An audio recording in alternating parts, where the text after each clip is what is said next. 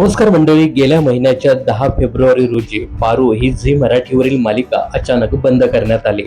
या मालिकेतील कलाकारांना कुठलीही पूर्वसूचना न देता ही मालिका बंद करण्यात आल्यामुळे कलाकारांसह या मालिकेच्या चाहत्यांना देखील मोठा धक्का बसला होता. पारू मालिका बंद होऊन 1 महिना उलटला तरी या मालिकेतील कुठल्याही कलाकारांनी याच्यावरती भाष्य केलं नव्हतं. अखेर 2 दिवसापूर्वी या मालिकेत पारू हे प्रमुख पात्र साकारणारी अभिनेत्री शरयू सोनावणे हिने एक व्हिडिओ पोस्ट करत आपल्या मनातील खंत व्यक्त केली होती. यासोबतच या व्हिडिओद्वारे ही मालिका का बंद झाली याचं कारण देखील सांगितलं. यासोबतच तिने शेवटचा भाग प्रदर्शित न केल्यामुळे प्रेक्षकांची माफी देखील मागितली. पारू नंतर या मालिकेत दामिनी हे पात्र साकारणारे अभिनेत्री श्रुतकीर्ती सावंत हिने देखील खंत व्यक्त केली आहे.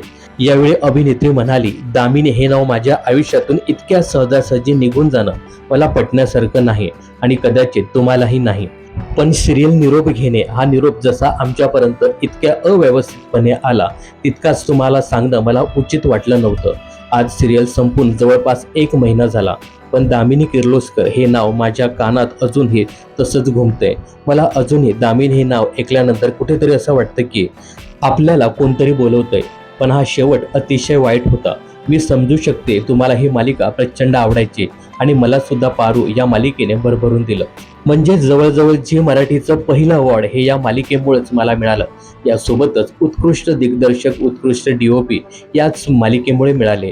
पारू या मालिकेने जरी निरोप घेतला असला तरी मी लवकरच तुमच्या भेटीला नवीन प्रोजेक्टद्वारे येईल, असं यावेळी अभिनेत्री श्रुतकीर्ती सावंत म्हणाली. तर अभिनेत्रीची दामिनी ही व्यक्तिरेखा तुम्हाला आवडायची का हे कमेंट्स करून नक्की सांगा.